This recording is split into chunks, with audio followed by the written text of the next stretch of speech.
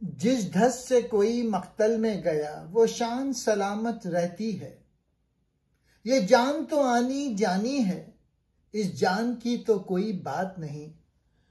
فیض کہتے ہیں کہ اصل اہمیت موت کے انداز اور وقار کی ہے، نہ کہ صرف جان کے باقی رہنے یا چلے جانے کی۔